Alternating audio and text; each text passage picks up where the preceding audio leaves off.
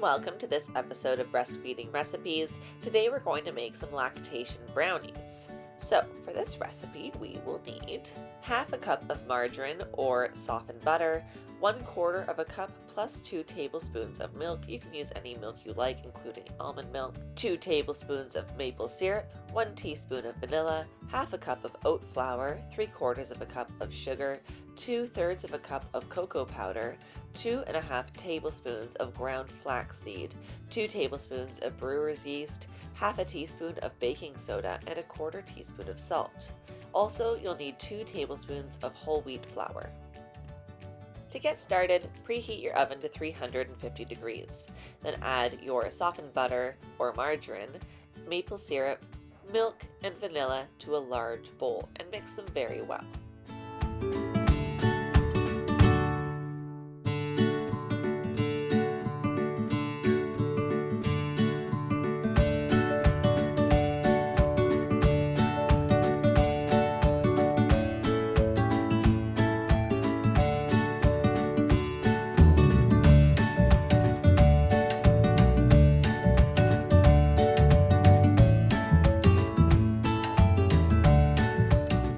I found it difficult to fully incorporate the milk with my softened butter, so I actually got my egg beaters out to try to mix it up a little bit more before doing the dry ingredients.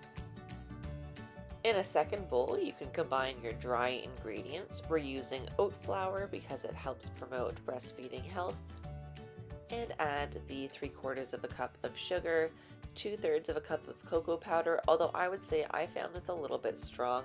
If you don't love the cocoa taste, I would say probably half a cup is fine. 2½ tablespoons of ground flaxseed, that also helps promote breastfeeding health. 2 tablespoons of brewer's yeast, that can also help improve your breast milk supply. Half a teaspoon of baking soda, 1/4 teaspoon of salt, and then give all of those dry ingredients a good mix.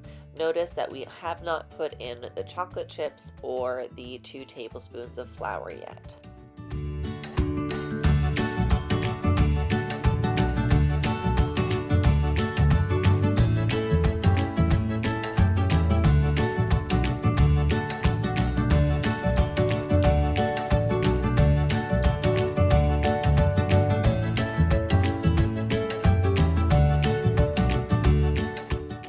Now that everything's combined, start to gradually add the dry ingredients into the big bowl of wet ingredients and keep mixing until you have a nice smooth consistency.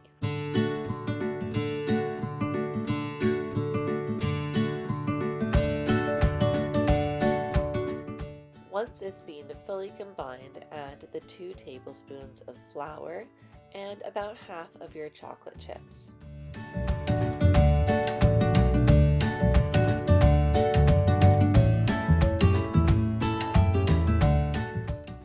Once combined, grease a 8 or 9-inch pan with some oil and add the batter into the pan.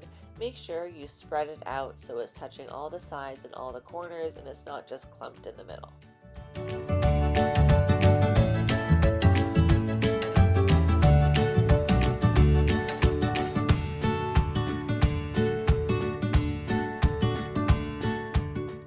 Now sprinkle the remaining chocolate chips on top and it's ready for your preheated oven. Bake for 20 to 25 minutes until a toothpick or fork comes out clean. Here's the directions for next time, and I hope you enjoy this recipe. Bye now!